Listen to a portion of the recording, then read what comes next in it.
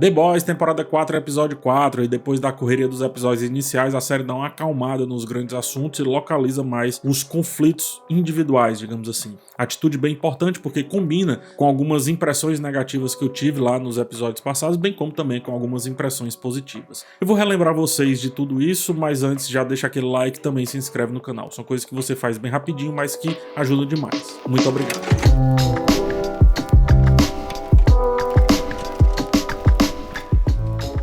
Eu falei como eu tava sentindo o The Boys, enquanto grupo, desconectado da própria série. E esse episódio parece concordar com isso, porque ele tira The Boys da frente e vai falar sobre cada personagem, não todos, mas sobre a maioria, e faz isso encapsulado, ou melhor, envelopado no mesmo tema, né? Que no caso é sobre passado. Todos os personagens estão falando sobre passado, inclusive é também, se a gente quiser forçar um pouco, uma certa metalinguagem para a série, que precisa resolver questões desse passado para finalmente se abraçar aos novos assuntos. Né? Coisa que ela tá, como eu disse, ainda um pouco em falta. Nesse ponto, nessa construção, excelentes características da série são resgatadas, como por exemplo, a aproximação dos diferentes, ainda que distantes, mas sobretudo a capacidade de fazer o gore, a escatologia e a violência estarem de acordo com o texto. Para ficar mais claro, eu vou tentar explicar isso. Homelander vai lá encontrar-se com seus criadores. Conforme a gente viu no episódio anterior, uma de suas várias personas solicitou que ele visitasse as suas origens. E fica claro agora o porquê. Porque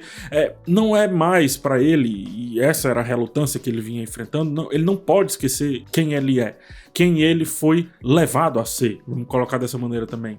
Se nos episódios anteriores ele estava entediado, muito disso passava porque ele perdeu o objetivo, e o objetivo dele é ser uma raça superior a nós, meros mortais. Por que essa raça superior? Porque ele foi criado sob uma tutela agressiva, validada por nós, humanos, mortais, megeros, de certa forma irrisórios para a presença do Homelander. Toda a sequência é muito bem construída, porque, veja bem, é uma sequência de certo suspense, né? Tudo ali envelopado num certo suspense, mas ao mesmo tempo a gente lembra que esse suspense está vindo desse ser super poderoso que age aqui quase como uma deidade. Ele é quase um deus, se a gente compará-lo conosco. Então, como ele pode tudo e a gente não pode contra ele, nos resta das duas uma, ou adorar aquela figura, aquele sujeito, ou viver lutando contra, tendo também a certeza de que não venceremos caso escolhamos o segundo caminho, né? Então, sem a sanguinolência, que é toda proposta nessa cena, nessa sequência como um todo, não tem como chegar aos assuntos que a série quer retratar. No caso, quer falar do Homelander e toda a sua paranoia, enfrentando a sua origem tão doentia quanto aquilo que ele se tornou, e não só quanto aquilo que ele se tornou, como aquele mundo vai se tornando a partir da existência dos superpoderosos, que aqui são os 7 da Vox,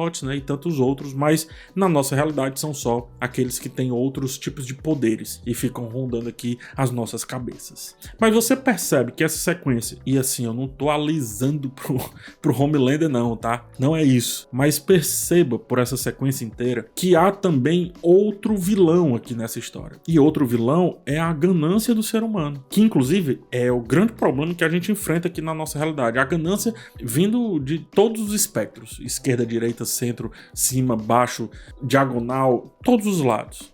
Então, colocar essa ganância em contraponto a essa deidade maculada, ferida por tudo aquilo que a projetou, eu acho, cara, que não tem como fazer tudo isso sem apelar pra violência. Digo mais, olha só, né? Que hipocrisia do PHzinho. Reclama tanto disso, mas acho que nesse caso aqui deveria ser mais sanguinolento ainda. E deveria ser mais sanguinolento pra gente ver perfeitamente o resultado da nossa ganância transformando-se no nosso grande vilão. Ora, não foi a ganância de entrar pro set que fez com que Luz Estrela humilhasse a Espoleta e porventura criasse a Espoleta como é hoje? Não é a ganância de teu pai que faz o Rio se aliar àquilo que ele prometeu certo dia combater, como no caso o Trem-Bala, ou até mesmo o Composto V, seja lá o que for? Não é a ganância de não desapegar do seu passado que o Billy permanece com essas figuras ativas na sua vida e fazendo com que ele faça tudo que faz, mas ainda assim permaneça sendo o bruto que inclusive carrega no seu nome. E tudo isso tá onde? Tá no passado. Tudo isso tá lá nessa investigação que o episódio vai promover sobre quase todos os personagens a partir do mesmo tema. Huey e Billy inicialmente são opostos, eles encontram agora semelhanças para além daquilo que eles combatem. Eles posso dizer que não são mais nem aquilo, né? Eu até reclamava que o Hughie não tinha mais tanta essência, tanta aderência, essa é a palavra, não tinha tanta aderência mais à série, porque, qual é o conflito? O conflito volta, porque o conflito é a grande hipocrisia com a qual ele vai ter que lidar. É a mesma hipocrisia que eu tenho em assistir aquelas cenas bizarras do Homelander e em determinado momento pensar assim, putz, cara, sacanagem que fizeram com ele, né? Pô, mas ele não é o Homelander, esse sujeito abjeto, né? E eu tenho que ficar me lembrando o tempo todo, não, cara, peraí, pô. Ele ainda é aquele ser inescrupuloso, não vou ter escrúpulos com esse ser também. Mas isso também não me coloca num canto de hipocrisia, de dualidade, de dicotomia. Eu permaneço com a ideia que eu tive lá nos episódios passados. Eu acho que estão elaborando a moeda sobre os dois lados. A questão é que são extremos e são extremos muito diferentes. Então, quem acredita muito no extremo não vai conseguir enxergar isso que eu tô falando. Quem acredita muito no outro extremo, tampouco. Eu não tô falando do meio, não, porque entre os extremos tem muita coisa. Mas muita coisa acontecendo. Muita coisa. Falando aí sobre o passado, vamos lembrar. Luz Estrela é confrontada pelo que ela fez. E ela precisa decidir se ela quer ser o oposto perfeito do Homelander ou seguir as regras que o criaram e também criaram personagens como a Espoleta. O Francês e a Kimiko, quase a mesma coisa.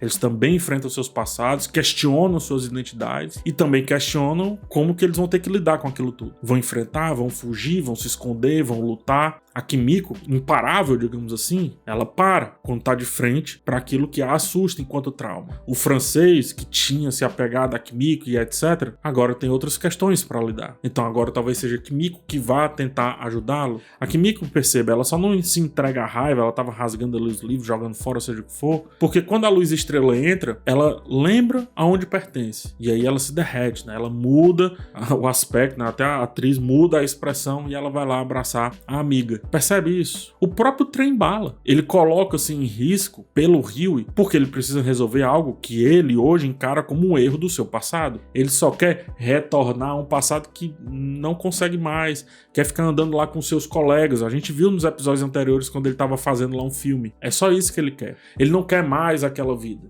Mas para isso ele precisa resolver questões do seu passado recente. Ele precisa se reestruturar. Todo mundo, e eu acho que essa é a grande brincadeira desse episódio, mas o Homelander é super do mal e etc. E a Luz Estrela é boa e não sei o que. Fato. Mas todos estão no mesmo globinho de neve. Todos estão na mesma sandbox, na mesma caixinha de areia, brincando com os mesmos brinquedos, só que com objetivos diferentes. Esse é o ponto. No que eu volto a falar sobre o Homelander. Quando a sequência, essa sequência tenebrosa, né, fala sobre o apelido de esguicho dado ali ao Super quando ele era ainda uma cobaia, o roteiro ele oferece muita substância pro final da primeira temporada, quando o Homelander dos céus tava colocando esse apelido de esguicho à prova, literalmente sobre nossas cabeças, né? Repito, meros mortais pra ele. A gente tem que entender que ele foi literalmente forjado. Ele foi literalmente forjado sob a insensatez humana. Ele de fato é o vilão, mas ele é um vilão que representa, sobretudo, para além de tudo, a insensatez de humanos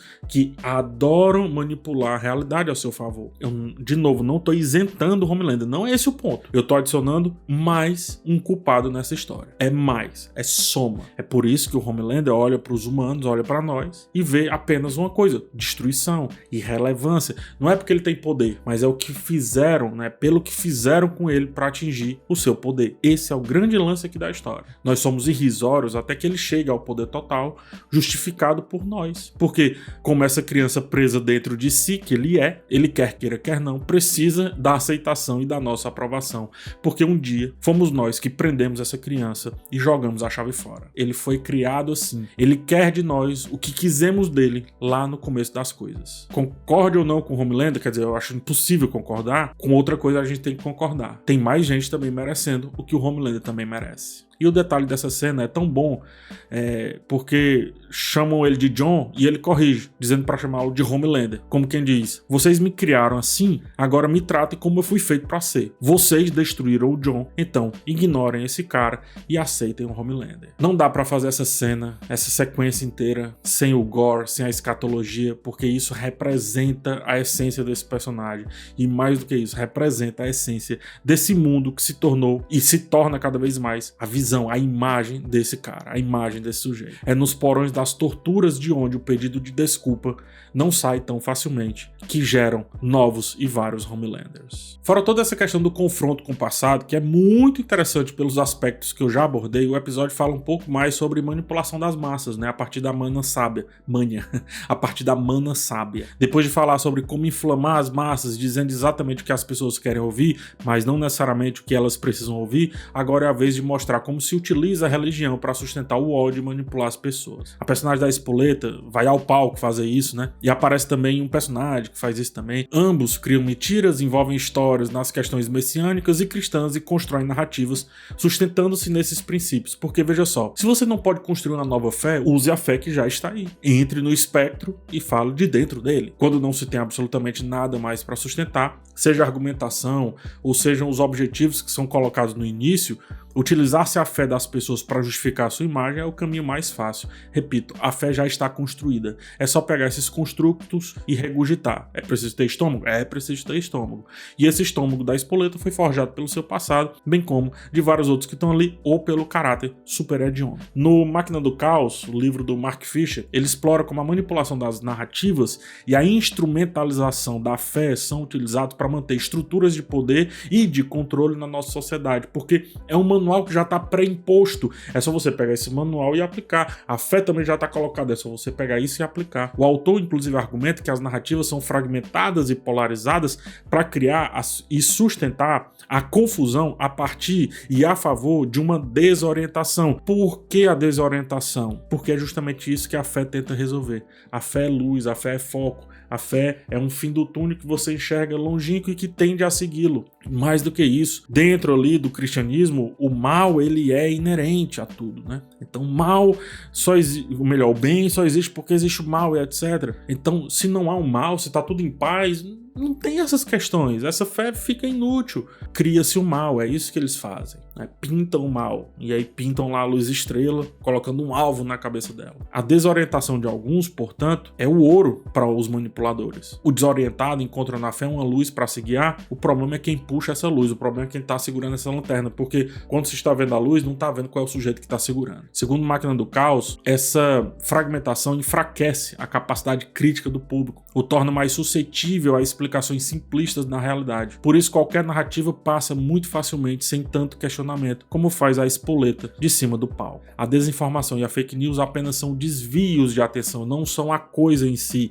Minam a confiança e fazem outros construtos sociais, seja do lado bem, seja do lado mal, não é esse o ponto, precisarem se afastar daquilo que foi alvo. E é isso que acontece com a luz estrela em relação ao senador. Ao senador não, ao presidente, desculpa, ao político. A gente está majoritariamente em um sistema de crenças que promete prosperidade. O culto à personalidade, que é o lance do 7, e o uso de rituais e símbolos reforçam isso dia a dia, criam uma sensação de comunidade, sustentam a autoridade e a legitimidade desses líderes. Por isso que o 7, mesmo fazendo o que faz, eles precisam ser reestruturados o tempo inteiro, recolocados ali em imagem naquela sociedade, para que a consciência crítica ela seja vendida a partir da capacidade da pessoa em acreditar naquela realidade que está sendo construída por ali. Até a consciência crítica é forjada, é criada, é definida, é desenhada pelos outros. Só se tem consciência crítica quem acorda para esses temas que a Mana Sábia vai colocando ali na sociedade. Na verdade, a Mana Sábia é praticamente o Máquina do Caos sendo colocada à prova. E ela sabe disso, porque cansada de ser inteligente, ao final do dia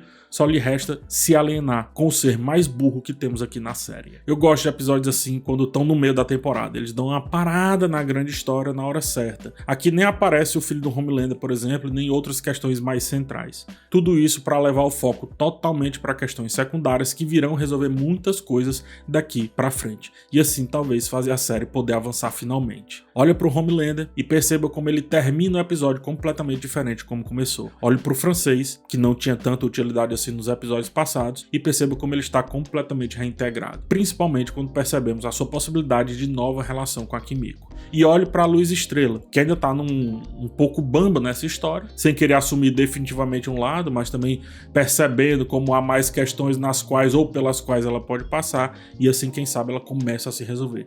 Esse é o tipo de episódio que eu termino o texto falando assim: tá tudo aí, mas a partir de agora tem que saber utilizar bem. E é isso que a temporada vai ter que resolver. No mais, muito obrigado por ter chegado até o final desse vídeo. Te convido a ver as outras análises aqui do canal. É só você se inscrever e também deixar o like, que o YouTube vai lá recomendar o meu canal para vocês. A gente se vê numa próxima oportunidade. Um forte abraço e tchau.